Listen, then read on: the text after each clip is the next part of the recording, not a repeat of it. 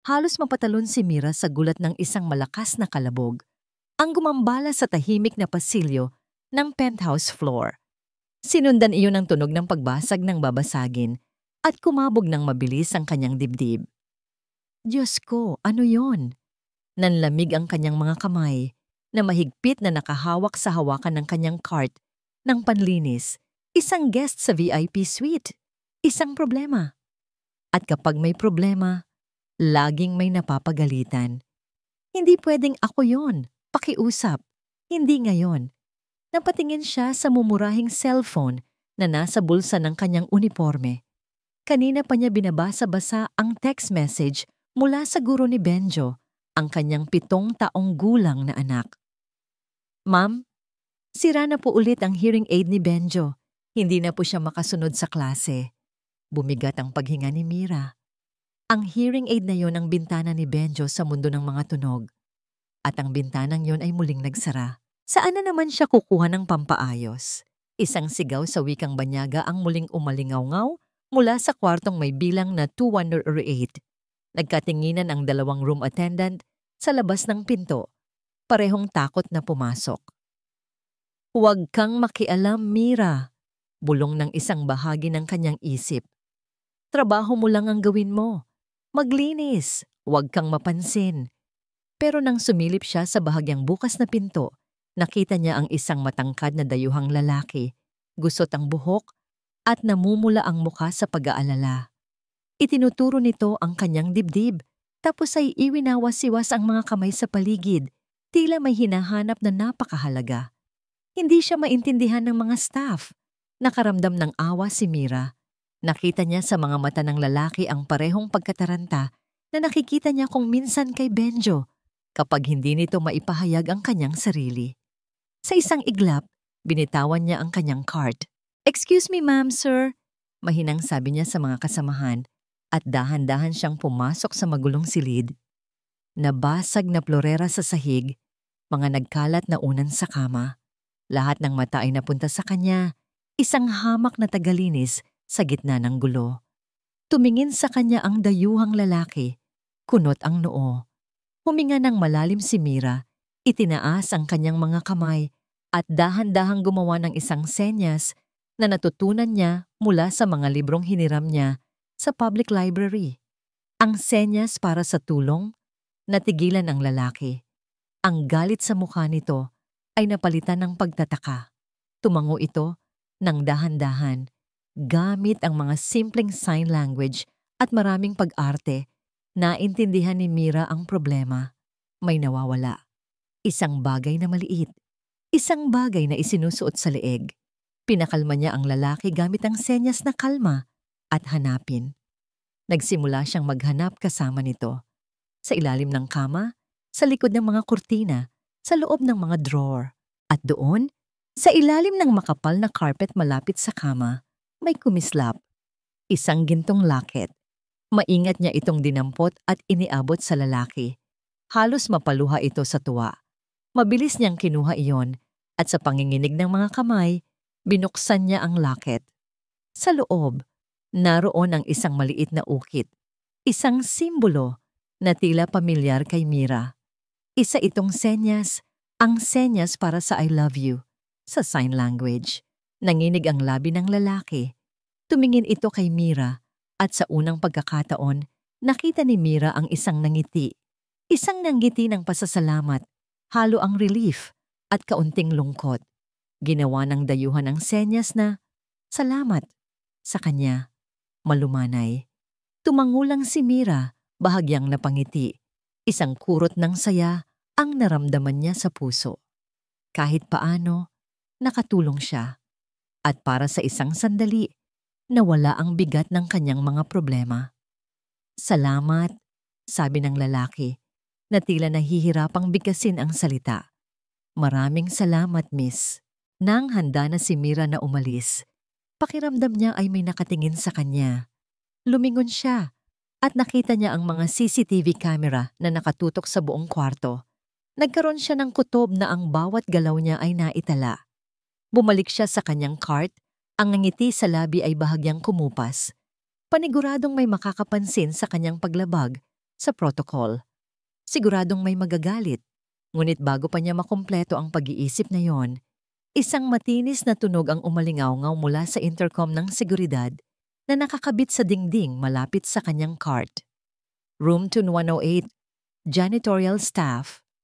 Nanlaki ang mga mata ni Mira.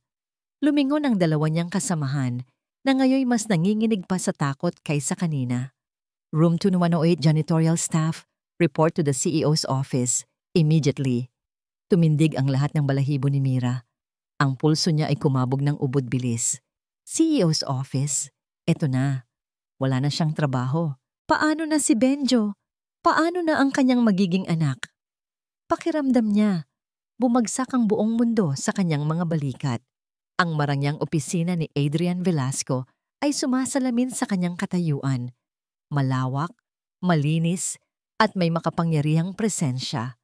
Sa likod ng kanyang mamahaling executive desk, nakita niya ang video recording ng insidente sa room 2108 paulit-ulit.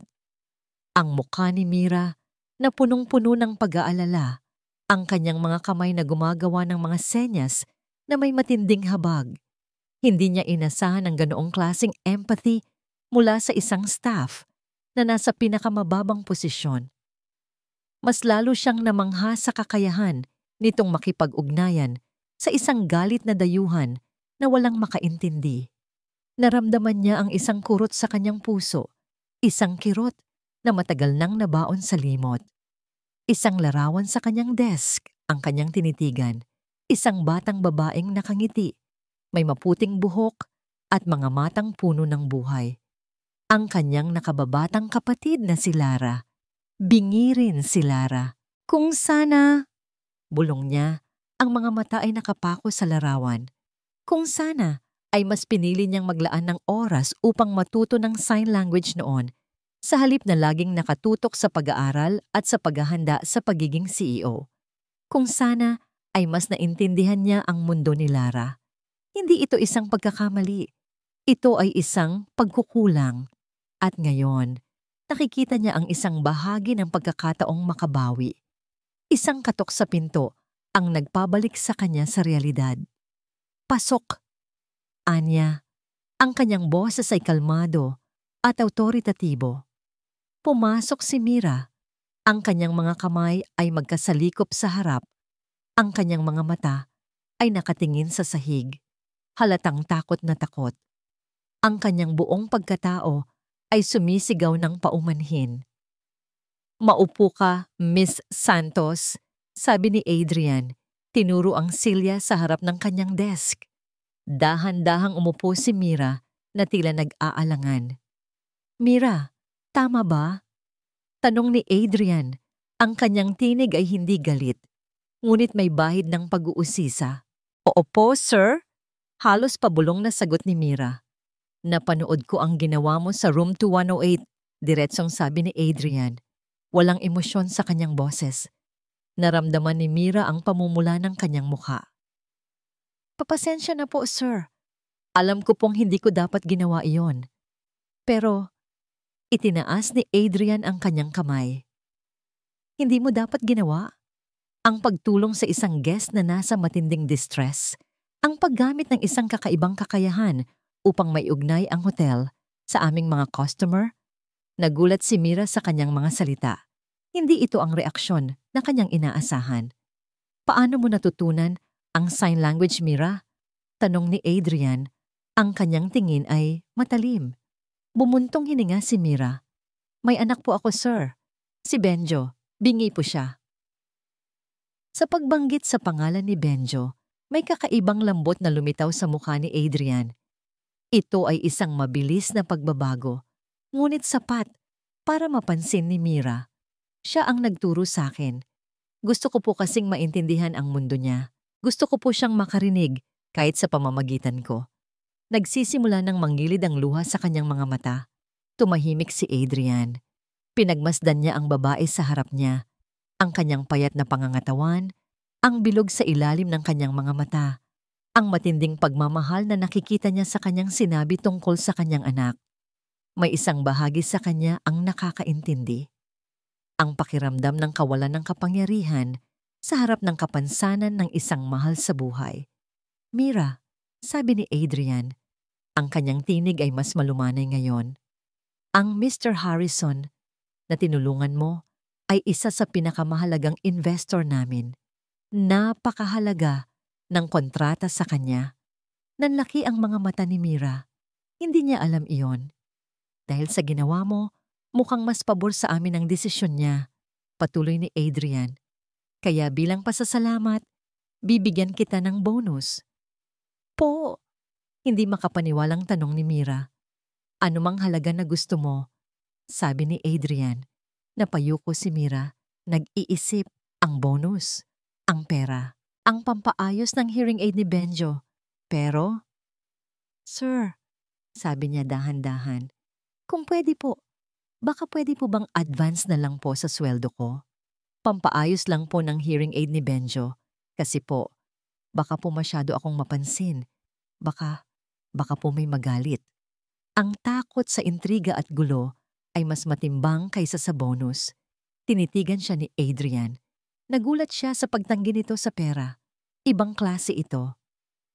Sige, anya. Isasagawa ko ang advance. Magkano ang kailangan mo? Salamat po, sir. Mga 5,000 po sana. Sagot ni Mira. Ang boses ay nanginig sa pag-asa. 5,000? Ngumiti si Adrian. Okay. Ito ang mangyayari. Bibigyan ka namin ng advance na 5,000 at magsisimula ka sa isang bagong proyekto sa Departamento ng Human Resources. Ito ay tungkol sa human-centric service na gusto kong itatag sa hotel. Ipapaalam ko sa iyo ang detalye. Bago pa makasagot si Mira, bumukas ang pinto ng opisina ni Adrian. Si Charlene Abad, ang makinis at palaging perpekto na head ng front office, ay sumilip sa loob.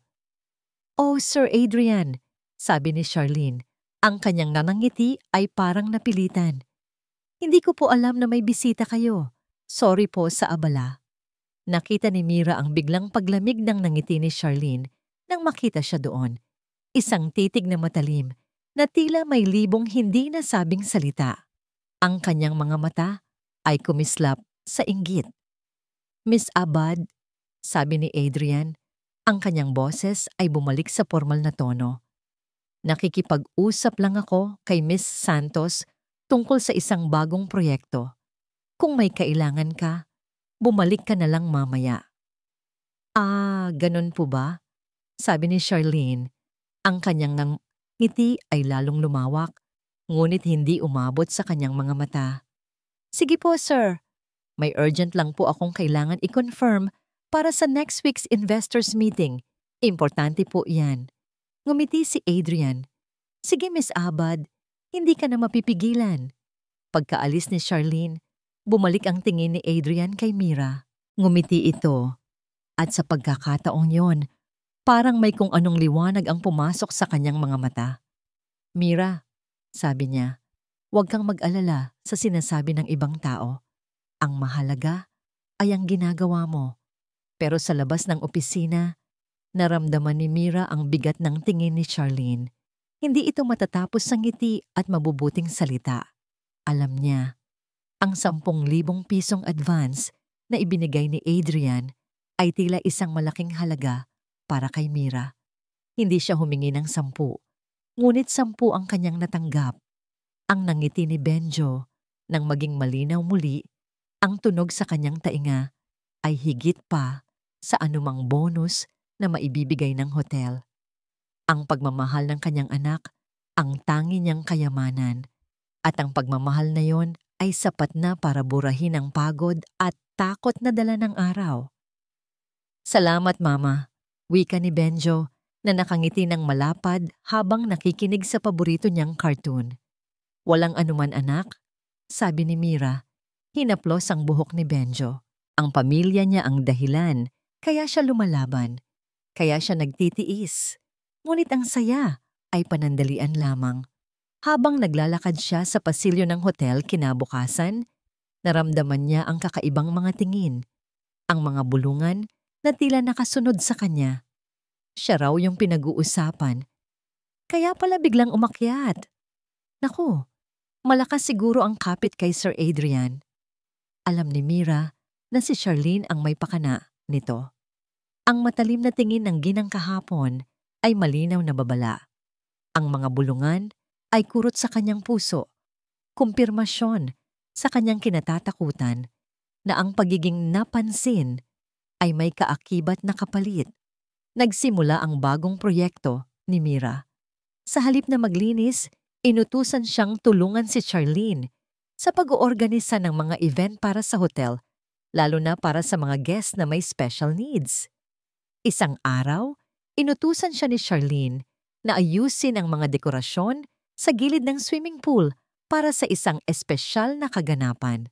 Alam niyang kakayanin niya, pero nag-alala siya sa mga tiles na basa at madulas. Mira, bilisan mo. Hindi tayo pwedeng mahuli sa schedule. Sigaw ni Charlene na nakatayo sa di kalayuan. Ang kanyang mga kamay ay nakapamiwang. Dahan-dahan si Mira, ingat na ingat sa bawat hakbang.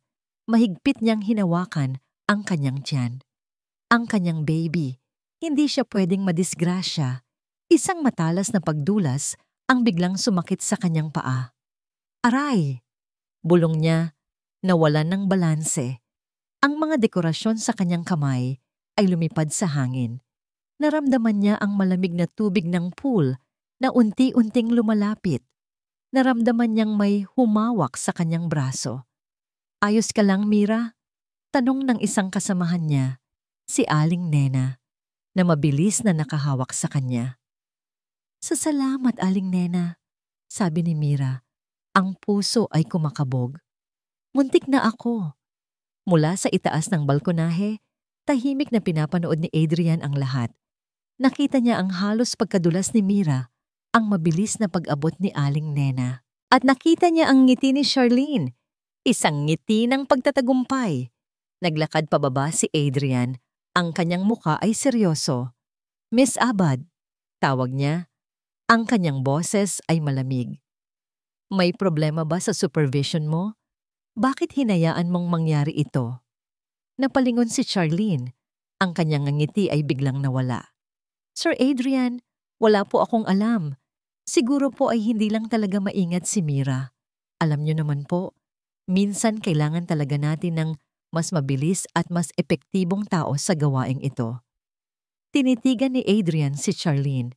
Ang kanyang mga mata ay nagpapakita ng pagdududa. Mira, sabi niya, siguraduhin mong magpahinga ka pagkatapos nito. At Miss Abad, siguraduhin mong hindi na mauulit ito. Ngunit sa likod ng formal na salita, naramdaman ni Mira ang babala. Alam niya na si Charlene ay hindi titigil. Sa kanyang puso, may isang bagay na nagsasabi sa kanya na ito ay simula pa lang. Pagkatapos ng trabaho, habang papauwi, nakatanggap si Mira ng isang text message. Anonymous. Mag-ingat ka. Marami ang naiinggit sa'yo, lalo na ang mga taong nasa taas.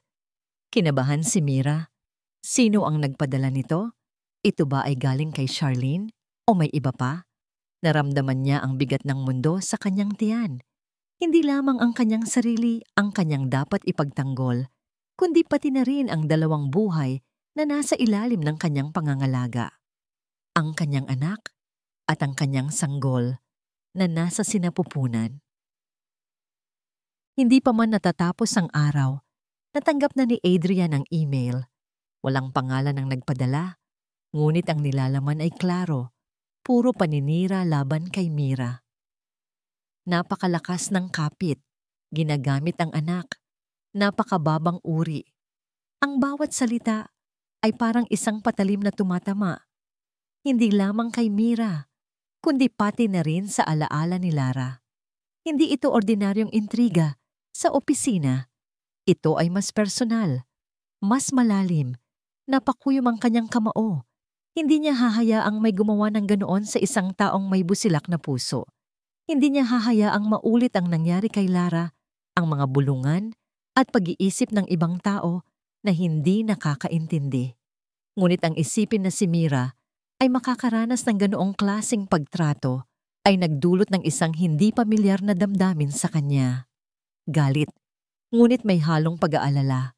Kinabukasan, Sa isang pagpupulong para sa Human-Centric Service Project, nakita niya si Mira na balisa. Ang mga mata nito ay mugto, na tila hindi nakatulog ng maayos. Nakaramdam siya ng awa. Mira, sabi niya, pagkatapos ng pagpupulong nang sila na lamang ang natira sa opisina. Ayos ka lang ba? Opo, sir, sagot ni Mira. Ngunit ang kanyang boses ay nanginginig. May mga naririnig akong usap-usapan, diretsong sabi ni Adrian. Huwag kang maniniwala doon. Kilala ko kung sino ka, Mira, at mas mahalaga sa akin ang nakikita ko kaysa sa mga chismis. Napaangat ng tingin si Mira, tila nagulat sa pagtatanggol ni Adrian. Para mas maintindihan ko ang proyektong ito at para makita ko ang mga tunay na kailangan ng mga taong gusto nating tulungan. Patuloy ni Adrian, maari ba akong bumisita sa inyo mamaya? Gusto kong makilala si Benjo. Gusto kong makita kung paano niyo hinaharap ang bawat araw. Nanlaki ang mga mata ni Mira. Isang CEO ang bibisita sa kanyang tirahan sa isang squatter area. Naku sir, sabi niya. Nakakahiya po. Maliit lang po ang bahay namin. Hindi po kayo sanay sa ganon. Hindi ako bumibisita bilang CEO, sagot ni Adrian. Ang kanyang tinig ay malumanay. Bumisita ako bilang isang taong interesado at gusto kong matuto. Walang nagawa si Mira kundi pumayag. Sa hapon, kinakabahan niyang pinaghahandaan ang pagdating ni Adrian. Naglinis siya, niluto ang simpleng adobo at sinabihan si Benjo na maging magalang. Dumating si Adrian, nakasuot ng simpleng t-shirt at jeans, may dalang bag ng groceries at isang maliit na laruan para kay Benjo. Nagulat si Mira sa pagiging simple nito. Benjo anak, sabi ni Mira, hinawakan ng kamay ng bata. Si Sir Adrian mo. Kinabahan si Benjo, nagtago sa likod ni Mira. Lumuhod si Adrian, ang kanyang mga mata ay pantay sa mata ni Benjo. Gumawa siya ng ilang senyas na nakita niya sa isang libro na kanyang binasa. Ang senyas para sa hello. Ang senyas para sa, ano ang pangalan mo? Nanlaki ang mga mata ni Benjo. Unti-unti itong lumabas sa likod ni Mira. Hello! Senyas nito. Pagkatapos ay senyas ang Benjo. Nakanggiti si Adrian. Magaling! Senyas niya. Pagkatapos ay itinuro niya ang kanyang sarili. Ako si Adrian. Nagsimula ang isang laro ng senyasan at pagtawa. Kahit na limitado pa ang sign language ni Adrian, ramdam ni Mira ang sinseridad nito. Nakita niya ang isang bahagi ng Adrian na hindi nakikita ng iba. Ang Adrian na may puso, na may pagmamahal sa mga bata, na may pagnanais na makaintindi. Habang kumakain sila ng adobo, nagkwento si Mira tungkol sa kanilang buhay, ang kanyang paghihirap, ang kanyang mga pangarap para kay Benjo. Nakikinig lang si Adrian. Ang kanyang muka ay seryoso. Ramdam niya ang bigat ng bawat salita. Hindi ka dapat mag-isa sa lahat ng ito, Mira, sabi ni Adrian. Ang kanyang mga mata ay nakatingin sa kanya ng direkta. Isang kuryente ang dumaan sa katawan ni Mira. Nang paalis na si Adrian, lumabas din sa kanilang kalye si Charlene, nakasakay sa kanyang mamahaling sasakyan. Nakita niya si Adrian na lumabas mula sa maliit na bahay ni Mira. Nagkatinginan sila. Ang ngiti ni Charlene ay unti-unting nawala. Sir Adrian, sabi ni Charlene, tila nagtatago ng galit. Dito po pala kayo. May kailangan lang po akong i-follow up sa'yo. Okay, Miss Abad, sabi ni Adrian. Ang kanyang tinig ay kalmado. Ngunit may bahid ng lamig. Magkita na lang tayo sa opisina bukas. Sumakay si Adrian sa kanyang sasakyan, ngunit bago pa man niya paandarin, kinuha niya ang kanyang cellphone. Security, sabi niya sa kausap. Gusto kong ipamonitor lahat ng outbound emails mula kay Miss Charlene Abad sa loob ng nakaraang 48 oras at i-report ito sa akin ng direkta. Confidential. Ang balita ay kumalat na parang apoy sa buong hotel. Si Mira Santos, ang dating janitress, Ang ina ni Benjo, ang babaeng tinulungan ni Sir Adrian, ang magpe-present sa harap ng board of directors at ng mga investors. Para kay Mira, ito ay isang bangungot at isang pangarap na natupad ng sabay. Ang kinatatakutan niya ay ang pagharap sa maraming tao, lalo na ang matataas na posisyon. Ngunit ito rin ang kanyang pagkakataon para patunayan na may halaga siya, na ang kanyang mga ideya ay mahalaga. Huwag kang matakot, Mira, sabi ni Adrian sa kanya sa meeting room habang inilalatag ang kanyang mga slides. Hindi ka mag-isa. Nandito ako para tulungan ka. Sinimulan ni Adrian ang pagtuturo kay Mira kung paano mag-present. Bawat galaw, bawat salita, bawat slide. Naging gabay niya si Adrian. Sa bawat gabi, nagre-research si Mira, nagda-draft ng kanyang presentation at nagpa-practice sa harap ng salamin. Kasama rin niya si Benjo na nagbibigay inspirasyon. Gumawa pa siya ng mga drawing ni Benjo na may caption na sign language para mas personal ang kanyang presentasyon. Sa isang pagkakataon, habang nagpa-practice na sila, nagkatinginan sila ni Adrian. May isang sandali ng katahimikan na tila nagsasalita ang kanilang mga mata. Isang kuryente ang dumaan sa kanilang pagitan. Ngunit mabilis itong nawala nang bumalik sila sa kanilang profesional na pakikipag-ugnayan. Samantala, sa kanyang opisina, si Charlene ay nanginginig sa galit. Natanggap niya ang email mula sa isang kaibigan sa IT department. Charlene, pinapa-hard monitor ni Sir Adrian ang emails mo. Mag-ingat ka. Ang kanyang mundo ay tila gumuho. Ang lahat ng kanyang pinaghirapan, ang kanyang posisyon, ang kanyang dangal, lahat ay nanganganib dahil sa isang hamak na janitress. Ang inggit na matagal na niyang kinikimkim ay nagbago tungo sa isang matinding puot. Kailangan niyang gawin ang isang bagay. Ngayon na. Sa gabi bago ang presentation, nagkunwari si Charlene na may urgent work sa opisina. Pinanood niya ang CCTV camera sa pasilyo hanggang sa matiyak niyang walang tao. Dahan-dahan siyang naglakad papunta sa meeting room. Ang kanyang puso ay kumakabog. May hawak siyang USB drive. Binuksan niya ang computer sa meeting room. Nakita niya ang file ni Mira. Ang mga slides na puno ng pag-asa at pagmamahal. Ang mga larawan ni Benjo. Patawarin mo ako, Mira, bulong ni Charlene, ngunit walang sinseridad sa kanyang tinig. Pero kailangan kong gawin ito. Mabilis niyang pinalitan ang file ni Mira ng isa pang file. Isang file na puno ng mga blankong slides at mga larawan ng paglilibak sa isang janitress. Isang file na magpapahiya kay Mira ng husto. Isang file na magsisiguro na hindi na muling makakabalik si Mira sa kanyang landas. Nang matapos, mabilis siyang umalis, tila walang nangyari. Sa kanyang bahay, ipinadala ni Mira ang kanyang final presentation kay Adrian. Sana po ay maging maayos ang lahat, sir, sabi niya sa text. Salamat po ulit sa tiwala. Nag-reply si Adrian. Sigurado akong magiging maayos ang lahat, Mira. Naniniwala ako sa iyo. Ngunit hindi alam ni Mira, ni Adrian, na ang kanilang tiwala ay biniyak na ng isang mapanirang kamay. Ang entablado ay handa na para sa isang trahedya. Kinakabahan si Adrian habang nakaupo sa tabi ng chairman ng board. Nakasuot siya ng formal na suit, ngunit ang kanyang pulso ay mabilis na kumabog.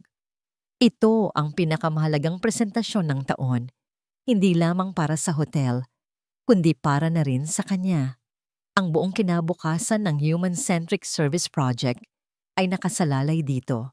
At lalong mahalaga, nakasalalay din dito ang kinabukasan ni Mira.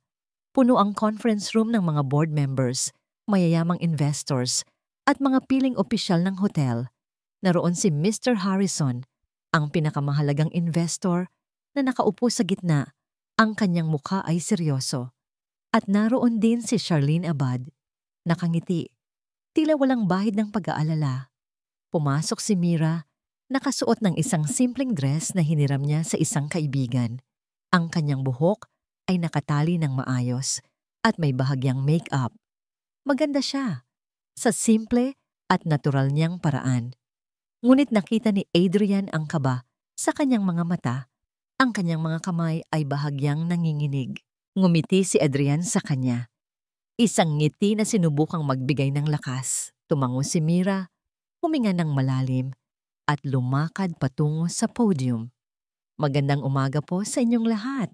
Panimula ni Mira, ang kanyang boses ay bahagyang nanginginig. Ako po si Mira Santos at ipipresenta ko po sa inyo ang konsepto ng Kacsan Kongraukan, ang barrier-free hotel. Ikinabit niya ang USB. Isang sandali ng katahimikan. Lahat ng mata ay nakatingin sa malaking screen sa likod niya. Lumabas ang unang slide. Blanko. Walang laman. Nagulat si Mira. Kinabahan siya. Pasensya na po, sabi niya. At mabilis na kinlik ang next slide. Lumabas ang pangalawang slide. Isang larawan ng isang walis at isang janitress na may caption. Ang ating kinabukasan, ang naglilinis natin. Nagsimulang magbulungan ang mga tao. Narinig niya ang ilang mahihinang pagtawa. Pumuti ang mukha ni Mira. Hindi ito ang kanyang presentasyon. Nagmamadali siyang kinlik ang next. Isang larawan ng isang buntis na janitress na may caption na, masyadong maraming pasanin, masyadong mahina.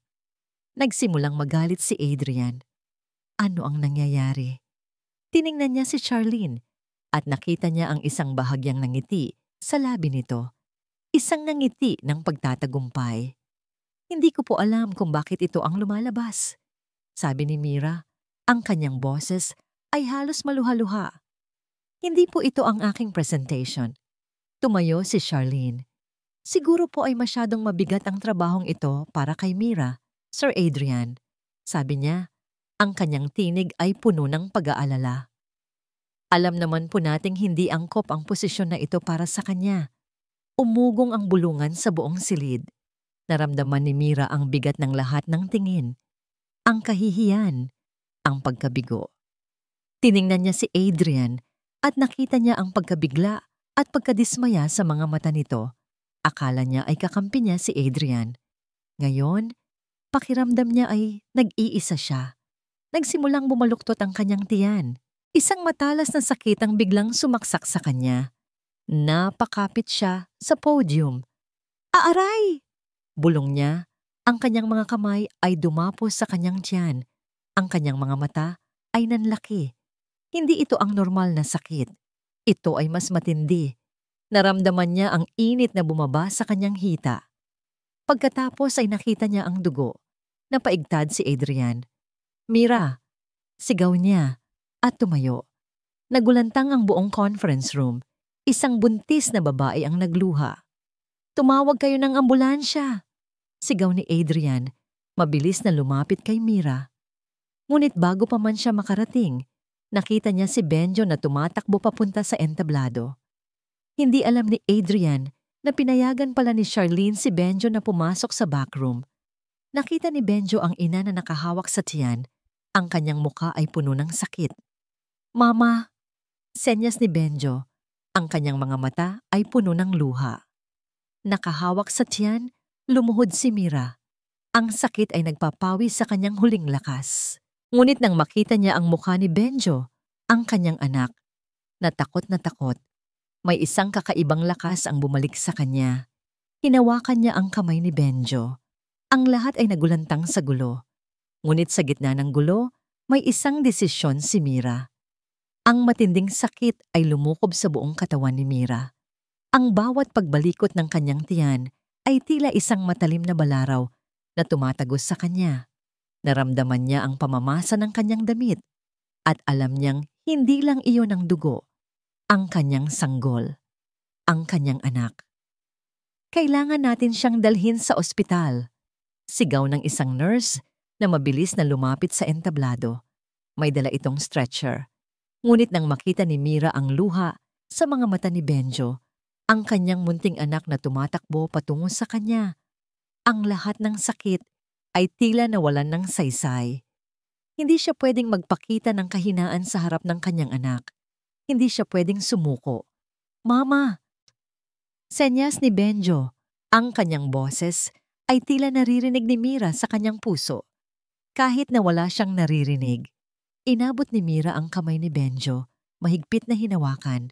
Ang maliit na kamay na yon ay tila nagbigay sa kanya ng libong lakas. Tiningnan niya ang nurse at umiling. Hindi, sabi niya. Ang kanyang boses ay nanginginig ngunit may determinasyon. Hindi ako aalis. Nagulat ang lahat. Maging si Adrian na nakaluhod sa tabi niya ay inapatingin sa kanya. Dahan-dahan, sa tulong ni Benjo, umupo si Mira. Pagkatapos ay tumayo siya, nanghihina ngunit may paninindigan. Ang kanyang puting damit ay may bahid ng dugo, ngunit tila hindi na niya ito napapansin. Hinarap niya ang mga nakaupo sa conference room. Ang bawat isa ay nakatingin sa kanya nang may pagtataka at pagkabigla. Nakita niya ang mukha ni Mr. Harrison na puno ng pag-aalala. Ang presentasyon ko po, panimula ni Mira, ang kanyang boses ay malakas, na tila hinugot niya sa pinakailalim ng kanyang kaluluwa. Wala po sa screen na yan. Itinuro niya ang blankong screen sa likod niya, pagkatapos ay bumaling sa mga nakikinig. Ang presentasyon ko po ay nakatayo ngayon sa tabi ko. Itinuro niya si Benjo. At nakatayo rin po ako sa inyong harapan, sa kabila ng lahat. Nagulantang ang lahat. Nagbulungan sila. Ngunit muling itinaas ni Mira ang kanyang kamay, senyales na tumahimik sila. Ang aking anak po, si Benjo ay bingi. Patuloy ni Mira, ang kanyang tingin ay nakapako kay Mr. Harrison, na may anak din na may kapansanan. Maraming beses na po siyang itinaboy. Maraming beses na po siyang hinusgahan dahil hindi po siya makarinig. Pero ang hotel na ito, ang Kacsan Kong Raukan na pinapangarap ko, ang boses niya ay nagsisimulang maging mas matatag, ay hindi lamang tungkol sa negosyo. Ito ay tungkol sa puso. Tungkol sa pagtanggap sa bawat isa, anuman ang kanilang kalagayan, anuman ang kanilang kapansanan. Nagsimula siyang magkwento. Ang kanyang mga karanasan bilang janitress, ang mga ngiti na binibigay niya sa mga customer, ang mga pangarap niya para kay Benjo. Ang kanyang mga kamay ay gumagawa ng sign language para kay Benjo at para sa lahat ng nakakaintindi. Isipin po ninyo, sabi niya, ang kanyang mga mata ay naniningning. Isang hotel kung saan ang mga bingi ay kayang mag-order ng kape, kung saan ang mga may kapansanan ay hindi kailangang mag-alala kung paano sila lilipat ng palapag, kung saan ang mga tulad ni Benjo ay mararamdaman na sila ay bahagi ng mundo.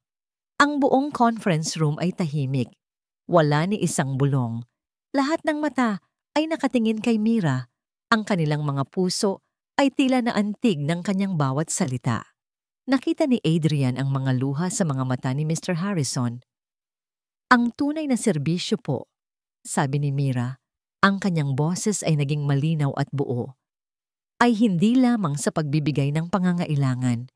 Ito ay sa pagbibigay ng dignidad, sa pagbibigay ng pagmamahal, at sa pagpapakita na ang bawat isa ay may lugar sa mundong ito. Nang matapos siya, bumuntong hininga siya. Ang lahat ng lakas niya ay naubos, ngunit sa kanyang mga mata, may isang tagumpay na nakasulat.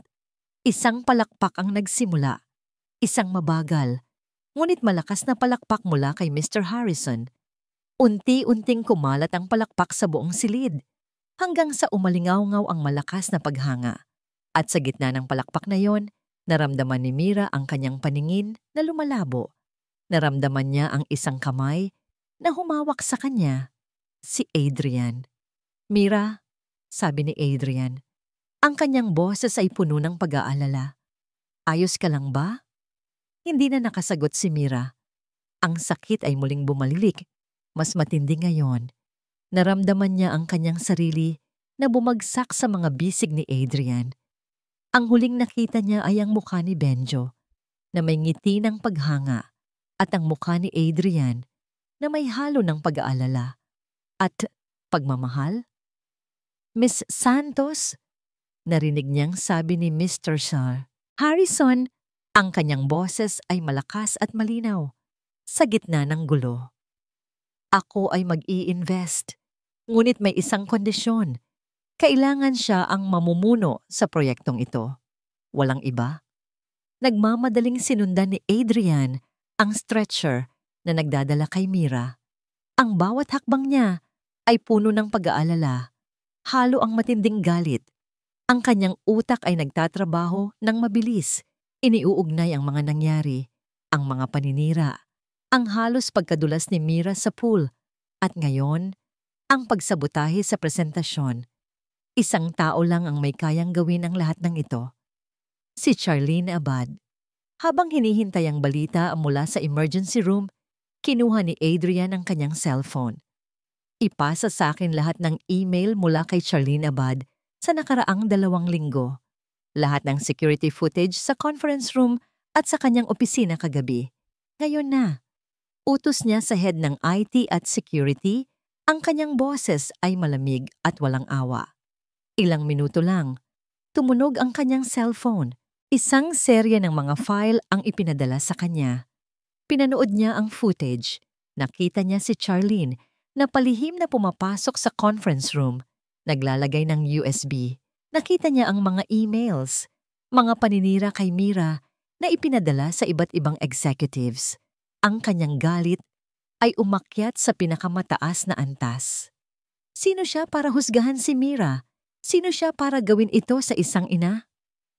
Bulong niya, ang kanyang kamao ay nakakuyom. Naaalala niya si Lara, ang kanyang kapatid na naghirap din sa mga mapanlinlang na tao. Hindi na niya hahayaan ito. Hindi na muli. Naglakad siya patungo sa opisina ni Charlene. Pinihit niya ang pinto na ng malakas.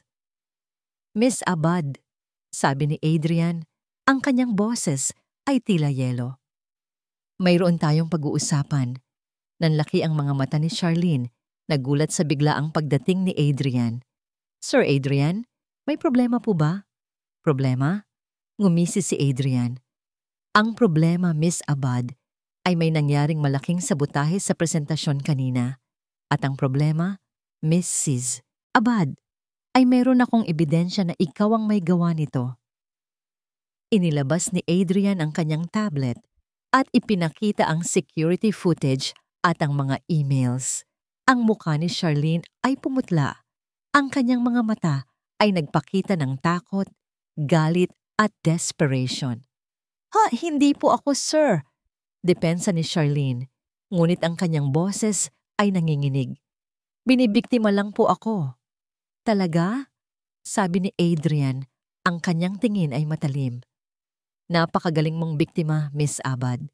Ang problema lang, ang biktima mo ay isang inosenteng babae na halos malagay sa panganib ang buhay ng kanyang sanggol dahil sa inggit at ambisyon mo. Nagsimulang umiyak si Charlene, ngunit walang awa si Adrian. Ang iyong mga gamit ay ipapadala sa iyo. Ang iyong trabaho ay tapos na at sisiguraduhin kong hindi ka na makakatapak muli sa anumang respetadong institusyon. Naiwan si Charlene na umiiyak at nakaluhod sa kanyang opisina. Ang lahat ng kanyang pinaghirapan ay nawala sa isang iglap. Mabilis na bumalik si Adrian sa ospital. Sa wakas, lumabas ang doktor. Ayos na po siya, sir, sabi ng doktor. Maaga nga lang po ang labor, pero matatag po ang ina at ang sanggol. Isang malusog na babae po ang ipinanganak. Kailangan lang po nilang magpahinga. Nakahinga ng maluwag si Adrian, isang malusog na babae. Pumasok siya sa kwarto ni Mira. Nakita niya ito na mahimbing na natutulog, ang kanyang mukha ay payapa. Sa tabi niya, mahimbing din ang maliit na sanggol. At sa gilid naman ay si Benjo, na nakatulog habang hawak ang kamay ng kanyang ina. Lumapit si Adrian at dahan-dahang umupo sa tabi ng kama ni Mira. Tiningnan niya ang maliit na anghel na bagong silang at pagkatapos ay tiningnan niya si Benjo. Ang mga alaala ni Lara ay muling bumalik. Naramdaman niya ang pagkilos ni Mira. Dahan-dahang nagmulat ang mga mata nito. Nakita niya si Adrian. Adrian? Mahinang tawag ni Mira. Ayos ka lang, Mira, sabi ni Adrian. Ang kanyang boses ay puno ng emosyon. Ligtas ka. Ligtas ang baby mo. Isang magandang babae. Napangiti si Mira, ang kanyang mga mata ay naniningning sa saya. Mira, panimula ni Adrian, ang kanyang boses ay bumulong, puno ng pagsisisi. Patawarin mo ako. Hindi ko dapat hinayaan na mangyari ito. Kung sana ay mas mabilis akong kumilos. Kung sana ay mas pinrotektahan kita. Nagsimulang mangilid ang luha sa mga mata ni Adrian. Hindi na niya kayang itago ang bigat na matagal na niyang dala. May kapatid ako, Mira, sabi niya. Ang kanyang boses ay nanginig. Si Lara, bingi rin siya. Noon, napaka-focus ko sa pag-aaral, sa paghahanda sa pagiging CEO. Hindi ko siya binigyan ng sapat na oras. Hindi ko natutunan ang sign language para maintindihan siya. At bago pa man ako magkaroon ng pagkakataong makabawi, nawala siya. Hinawakan ni Adrian ang kamay ni Mira. Nakikita ko si Lara sa'yo, Mira. Nakikita ko ang lakas mo, ang pagmamahal mo, at nakikita ko ang pagkakataon na maitama ang aking mga pagkukulang. Tumingin siya ng direkta sa mga mata ni Mira. Ang kanyang mga mata ay puno ng pagmamahal at pag-asa. Hindi mo lang na-save ang kontrata, Mira. Inisave mo ako. Ang kanilang mga mata ay nagtagpo. At sa sandaling iyon, ang lahat ng paghihirap, lahat ng sakit ay tila nawala. Isang bagong simula ang namuo sa pagitan nila. Mira, sabi ni Adrian, ang kanyang tinig ay halos pabulong, puno ng pag-asa. Payagan mo sana ako. Payagan mo sana akong alagaan ka at ang mga anak mo. Hindi bilang isang CEO, kundi bilang isang taong nagmamahal. Ilang buwan ang lumipas. Ang sariwang hangin sa bagong opisina ni Mira ay tila isang kanta ng pag-asa. Mula sa pagiging isang janitress, siya ngayon ang Director of Customer Experience ng Velasco Hotel, isang posisyong hindi niya inakala na kailanman ay makakamit niya. Ang kanyang bagong silang na anak, si Anya, ay mahimbing na natutulog sa nursery sa kanyang opisina. At si Benjo naman ay masaya sa kanyang bagong school na may mga espesyal na programa para sa mga may kapansanan. Masarap sa pakiramdam ang bawat araw, ang bawat meeting na kanyang pinangungunahan, ang bawat bagong pulisiya na kanyang itinatatag. Mga menu na may braille, mga staff na sinasanay sa sign language, at mga pasilidad na mas accessible para sa lahat. Hindi na siya ang Mira na laging nakayuko at takot. Siya na ang Mira na may boses, may paninindigan. Si Charlene Abad, napabalita na hindi na ito nakahanap ng trabaho sa industriya ng hotel. Ang kanyang reputasyon ay nasira at ang kanyang mga kasong kriminal ay patuloy na dinidinig. Ang katarungan ay nananaig. Ngayong araw ay ang opisyal na paglulunsad ng Katsan Kongraukan Project. Punong-puno ng mga panauhin, ang Grand Ballroom. Naroon si Mr. Harrison, na ngayon ay isa ng malapit na kaibigan at mentor. Nakangiti at buong pagmamalaking nakatingin kay Mira. Nandoon din si Adrian. Ang pagmamahal sa kanyang mga mata ay hindi na niya itinatago. Sa mga nakalipas na buwan, ang kanilang relasyon ay lumalim. Hindi lamang sa trabaho, kundi pati na rin sa personal na buhay. Naging bahagi na siya ng kanilang pamilya. Isang tatay para kay Benjo at isang mapagmahal na kasama para sa kanya at kay Anya. Tumayo si Mira sa podium. Nakasuot siya ng isang eleganteng cream-colored na dress. Ang kanyang buhok ay nakalugay. Ang kanyang mukha ay maningning. Magandang gabi po sa inyong lahat. Panimula niya. Ang kanyang boses ay malinaw at buo. Ngayon pong gabi, hindi lamang tayo naglulunsad ng isang programa. Nagsisimula tayo ng isang bagong kabanata. Isang kabanata kung saan ang bawat isa ay may karapatang maramdaman na sila ay buo. Na sila ay pinahahalagahan anuman ang kanilang kalagayan. Nagkwento siya tungkol sa kanyang paglalakbay, ang mga pagsubok na kanyang pinagdaanan, ang mga aral na kanyang natutunan, at tungkol sa kung paano binago ni Benjo ang kanyang pananaw sa mundo. Hindi ko po ito magagawa ng mag-isa, sabi niya. At tumingin siya kay Adrian na nakatayo sa likod niya, nakangiti. Salamat po kay Sir Adrian sa kanyang tiwala at paniniwala. At salamat sa aking pamilya na siyang lakas ko. Matapos ang kanyang talumpati, umugong ang palakpakan. Tumayo ang lahat at nagbigay ng standing ovation. Habang bumababa siya mula sa podium, sinalubong siya ni Adrian. Mahinang hinawakan ni Adrian ang kanyang kamay. Mas maganda ka pa kaysa sa inaakala ko. Bulong ni Adrian, ang kanyang mga mata ay puno ng paghanga. Ngumiti si Mira. Salamat, Adrian. Lumapit si Benjo, ang kanyang mga mata ay nagniningning sa tuwa. Niyakap niya si Mira ng mahigpit. Mama, ang galing mo! Senyas nito. Pagkatapos ay nagbigay ng thumbs up. Proud na proud po ako sa'yo. Napaluha si Mira. Niyakap niya si Benjo. Niyakap din niya si Adrian, ang kanyang pamilya. Ang paglalakbay mula sa isang janitress na takot sa mundo tungo sa isang babaeng nagiging inspirasyon ay hindi naging madali. Ngunit sa bawat pagsubok, lumabas ang kanyang tunay na lakas. Ang lakas ng pagmamahal, ng kabaitan, at ng paninindigan. Mula sa malayo, nakita ang isang pamilya na binuo hindi lamang ng dugo, kundi ng pag-ibig, pag-unawa, at isang pananaw sa isang mas magandang mundo. Ang Velasco Hotel ay hindi lamang isang gusali. Ito ay naging tahanan. At si Mira Santos, ang dating janitress, ay naging ilaw na nagbigay ng liwanag sa lahat.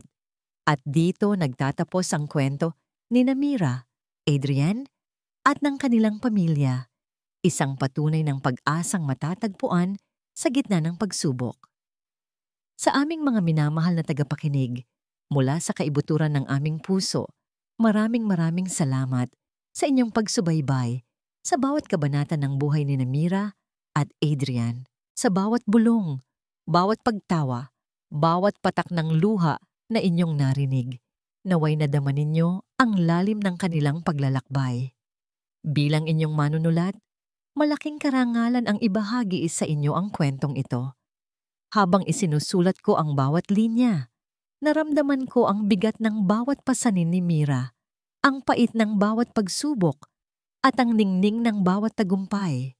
Umaasa akong naramdaman din ninyo ang inspirasyon mula sa kanyang katatagan, ang init ng pagmamahal ng isang ina, at ang kapangyarihan ng isang pusong handang lumaban para sa katotohanan. Sana'y naantig ang inyong mga puso ng mensahe ng kwentong ito, na ang tunay na halaga ng isang tao ay hindi nasusukat sa kanyang kalagayan o sa panlabas na anyo, kundi sa kabutihan ng kanyang puso, sa lakas ng kanyang loob, at sa kakayahang magmahal ng walang pag-aalinlangan. Ang pag-ibig sa lahat ng anyo nito, pag-ibig sa pamilya, pag-ibig sa kapwa, at ang pag-ibig na bumabago ng buhay ay ang pinakamakapangyarihang lakas sa mundo. At kahit gaano pa kahirap ang sitwasyon, laging may pag-asa, laging may pagkakataong bumangon, at laging may pagkakataong maging ilaw sa dilim. Sana'y nag-iwan ito ng isang ngiti sa inyong mga labi at isang mainit na pakiramdam sa inyong mga puso. Ibahagi ninyo ang inyong mga saloobin, ang inyong damdamin, at ang mga aral na inyong natutunan. Muli, maraming salamat sa inyong pagmamahal at suporta.